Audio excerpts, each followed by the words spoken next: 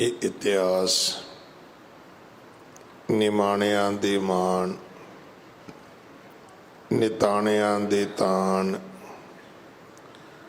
ਨਿਓਟਿਆਂ ਦੀ ਓਟ, ਨਿਆਸਰਿਆਂ ਦੇ ਆਸਰੇ, ਤੀਜੇ ਪਾਤਸ਼ਾਹ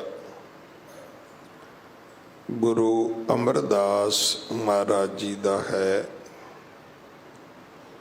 ਪ੍ਰਸੰਗ ਹੈ ਬਾਬਾ ਆਨੰਦ ਜੀ ਦੇ ਜਨਮ ਦਾ। ਬਾਬਾ ਆਨੰਦ ਜੀ ਗੁਰੂ ਅਮਰਦਾਸ ਮਹਾਰਾਜ ਦੇ ਪੋਤਰੇ ਸਨ।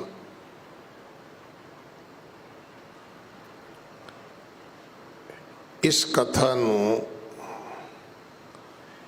ਚੂੜਾਮਣੀ ਕਵੀ ਭਾਈ ਸੰਤੋਖ ਸਿੰਘ ਜੀ ਨੇ ਬਹੁਤ ਸੋਹਣੇ ਰੂਪ ਦੇ ਵਿੱਚ ਲਿਖਣਾ ਕੀਤਾ ਹੈ। ਇੱਕ ਜੋਗੀ ਹੈ, ਗੁਰੂ ਅਮਰਦਾਸ ਮਹਾਰਾਜ ਜੀ ਦੀ ਸ਼ਰਨ ਵਿੱਚ ਆਉਂਦਾ ਹੈ, ਆ ਕੇ ਮੱਥਾ ਟੇਕਦਾ ਹੈ। ਕੱਲ ਕਥਾ ਨੂੰ ਆਪਾਂ ਰੋਕ ਕੇ ਇਸ ਗੱਲ ਨੂੰ ਦ੍ਰਿੜ ਕੀਤਾ ਸੀ ਕਿ ਮੱਥਾ ਟੇਕਣਾ, ਕਰ ਡੰਡੌਤ ਪੁੰਨ ਵੱਡਾ ਹੈ। ਜਦੋਂ ਰਾਤ ਨੂੰ ਸੋਹਿਲੇ ਦੀ ਬਾਣੀ ਪੜ੍ਹ ਕੇ ਸੌਵੋਗੇ, ਉਸ ਬਾਣੀ ਦੇ ਵਿੱਚੋਂ ਇਹ ਪਾਠ ਤੁਹਾਨੂੰ ਪ੍ਰਾਪਤ ਹੋਏਗਾ। ਮੈਂ ਬੇਨਤੀ ਵੀ ਕੀਤੀ ਸੀ ਕਿ ਬਿਨਾਂ ਗਲਤੀ ਤੋਂ, ਬਿਨਾਂ ਭੁੱਲ ਤੋਂ ਮੱਥਾ ਟੇਕੋਗੇ, ਝੋਲੀ ਭਰ ਜਾਏਗੀ। ਅਸੀਸਾਂ ਹੀ ਅਸੀਸਾਂ ਨੇ। ਗਲਤੀ ਕਰਕੇ ਮੱਥਾ ਟੇਕੋਗੇ, ਮਾਫੀ ਮਿਲ ਜਾਏਗੀ। ਹਰ ਵਿਅਕਤੀ ਕਹੇਗਾ ਵੀ ਭਾਈ ਹੁਣੇ ਨੇ ਤੇਰੇ ਪੈਰਾਂ ਤੇ ਮੱਥਾ ਟੇਕ ਦਿੱਤਾ, ਮਾਫ ਕਰ ਦੇ। ਮੱਥਾ ਟੇਕਣਾ ਇੱਕ ਬਹੁਤ ਵੱਡਾ ਪੁੰਨ ਹੈ, ਜਿਹੜਾ ਬਹੁਤੇ ਜੋਗੀਆਂ ਦੇ ਹਿੱਸੇ ਵਿੱਚ ਨਹੀਂ ਆਇਆ।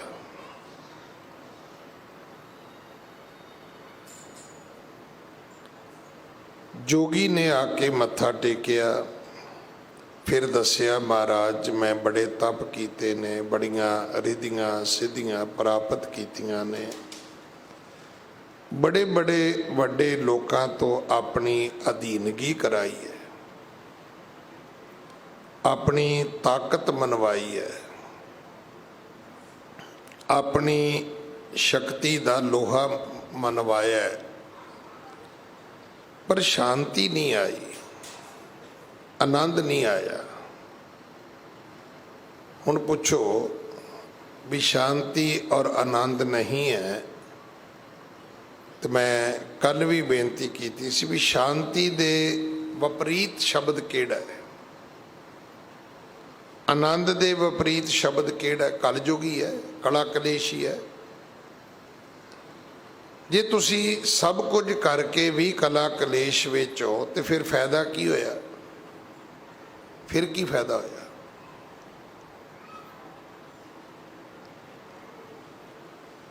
ਕਹਿਣ ਲੱਗਾ ਜੀ ਮੈਂ ਹੁਣ ਤੁਹਾਡੀ ਸ਼ਰਨ ਆ ਗਿਆ, ਮੈਨੂੰ ਉਪਦੇਸ਼ ਦਿਓ। ਨਹੀਂ ਆਨੰਦ ਮੋਹੇ ਕੋ ਪ੍ਰਾਪਤ,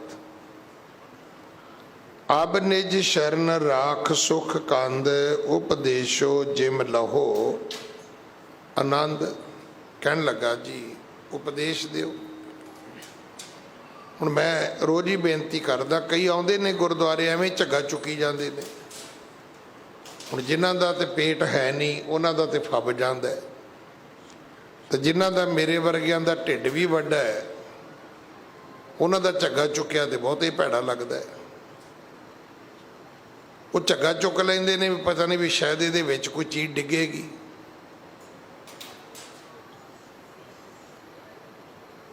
ਇਹ ਚੇਤਾ ਰੱਖਣਾ ਕਿ ਜਿਸ ਨੂੰ ਦਿਆਲ ਹੋਵੇ ਮੇਰਾ ਸੁਆਮੀ, ਤਿਸ ਗੁਰ ਸਿੱਖ ਗੁਰੂ ਉਪਦੇਸ਼ ਸੁਣਾਵੇ। ਤੁਸੀਂ ਆਪਣੇ ਬੱਚਿਆਂ ਨੂੰ ਪਿੰਡ ਦੇ ਸਕੂਲ ਤੋਂ ਲੈ ਕੇ ਅਮਰੀਕਾ ਦੀਆਂ ਯੂਨੀਵਰਸਿਟੀਆਂ ਤੱਕ ਭੇਜਿਆ ਹੈ ਤੇ ਉਹਨਾਂ ਨੂੰ ਵੀ ਕਹੋ ਨਾ ਵੀ ਉੱਥੇ ਝੱਗਾ ਚੁੱਕ ਲਿਆ ਕਰਨ। ਸਭ ਤੋਂ ਵੱਡੀ ਦਾਤ शिक्षा है, एजुकेशन है, उपदेश है, विवेक है, ज्ञान है। इस तो वड्डी दात ही कोई नहीं है।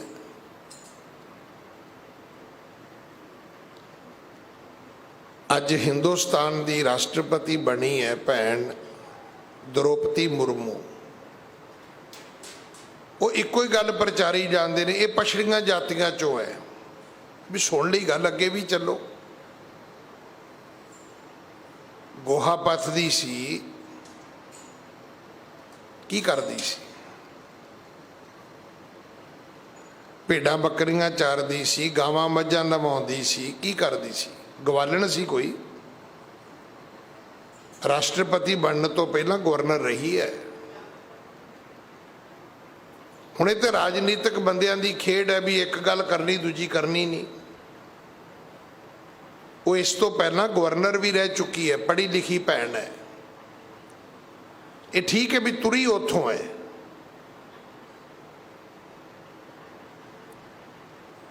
पर अगर अज वो राष्ट्रपति बनी तो इस करके थोड़ा बनी भी उन्होंने आउंदा ही कुछ नहीं है।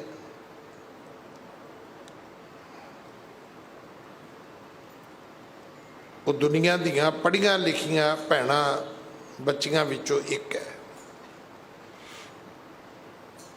हुण एक गल सानू गुरुद्वारे नहीं समझ आउंदी भी गुरुद्वारे उपदेश भी लेना चाहिए। आउंदे ने मतलब पैकिंग सिस्टम भी है। अस तां इत्थे बड़ी सख्ती की बंगला साहब दे विच, नहीं तो मत्था टेक के जोड़ा घर दे विचों तुहानूं ब्रैड पकौड़ियां दा एक पैक भी मिलदा सी। बई इन्ने जी अगले खुश हो जाते सी भी गुरुद्वारे गए जी आ ब्रैड पकौड़ियां दा प्रशाद भी मिल गया, भी जिवें कदे वेखिया ही नहीं हुंदा।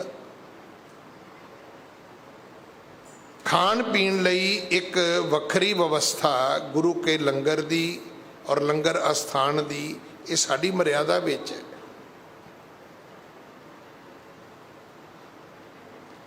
ये साडी मर्यादा विच है। पर हुण एक व्यक्ति रोज सिर्फ ब्रैड पकौड़े लैनी बंगला साहब आवे,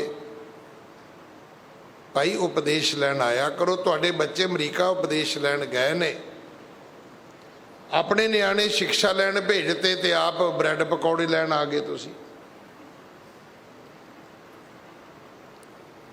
फिर कहंदे जी अकल नहीं आई, तो अकल ब्रैड पकौड़ियां च हुंदी ते सारे हलवाइयां कोल आ जानी सी।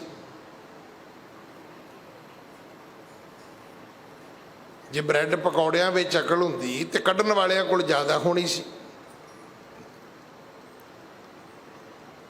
जदों इत्थे आओ उदों ही कहो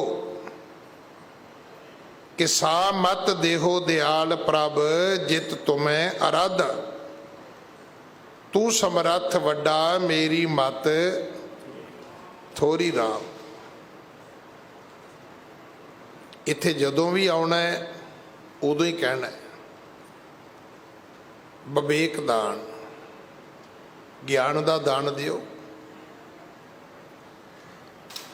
गुरु अमरदास महाराज दे चरनां विच सिद्ध जोगी जिहदे कोल अपने कोल रिधियां सिद्धियां ने, मतलब मैं कल भी बेनती की जां रोज़ ही करदा भी गड्डियां ते तुसीं आउणे हो, अरबा खरबा पति करोड़पति तुसी लोग हो, फिर कही जाते महाराज माया दे दिओ, भी अगली माया ने कुछ नहीं किया तो ये की करूगी? जिहड़ी पहली आई है उन्हें की किया है? हालत साडी सारियां दी जोगी वाली है, ना शांति है ते ना आनंद है। हुण जोगी कहंदा जी उपदेश दिओ। जदों गुरु कोल आओ उदों ही गुरु नूं बेनती करो कि महाराज हम अंधले अंध बिखै बिख राते, क्यों चालें गुर चाली, सतगुर दया करे सुख दाता, हम लावे आपन पाले। गुरु जी सानू अपने पल्ले नाल ला के तोर लो। हुण पल्ले नाल किवें तुरीदा है? हुण कोई कहे जी मैनू तो नहीं पता, मैं कहना इस तो वड्डी मूर्खता ही कोई नहीं है। ब्याह शादी वाले दिन कुड़ी तुरदी नहीं पल्ला फड़ के, पर कदे जांदी सज्जे खब्बे। ਉਹਦਾ ਕਈ ਜਣ ਗਏ ਤੇ ਮਹਾਰਾਜ ਦਾ ਪੱਲਾ ਫੜ ਲਿਆ, ਤੇ ਮਹਾਰਾਜ ਦਾ ਪੱਲਾ ਫੜਿਆ ਸੀ ਤੇ ਵੀਰਵਾਰ ਦੀਵਾ ਜਗਾਉਣ ਕਿਉਂ ਗਏ ਸੀ ਤੁਸੀਂ? ਮੰਗਲਵਾਰ ਕਿਤੇ ਹੋਰ, ਸ਼ਨੀਚਰਵਾਰ ਕਿਤੇ ਹੋਰ, ਵੀਰਵਾਰ ਕਿਤੇ ਹੋਰ, ਤੇ ਪੱਲਾ ਤੁਸੀਂ ਮਹਾਰਾਜ ਦਾ ਫੜਿਆ। ਵਿਆਹ ਵਾਲੇ ਦਿਨ ਕੁੜੀ ਪੱਲਾ ਫੜ ਕੇ ਪਹਿਲੀ ਲਾਂ ਤੇ ਐ ਨੂੰ ਚਲੇ ਜਾਏ, ਦੂਜੀ ਤੇ ਐ ਨੂੰ ਚਲੇ ਜਾਏ, ਤੇ ਚੌਥੀ ਲਾਮ ਤੱਕ ਮੈਨੂੰ ਨਹੀਂ ਲੱਗਦਾ ਕੋਈ ਘਰ ਦਾ ਵਧਾਈ ਦੇਵੇਗਾ। ਉਹ ਕਹਿਣਗੇ ਬਣਿਆ ਕੀ ਆ? ਬਣਿਆ ਕੀ ਹੈ ਬਈ? ਕੁਝ ਹੋਰ ਹੀ ਬਣ ਗਿਆ। ਤਾਂ ਜੇ ਪੱਲਾ ਫੜਨਾ ਹੈ ਤੇ ਮਗਰ ਤੁਰਨਾ ਹੈ।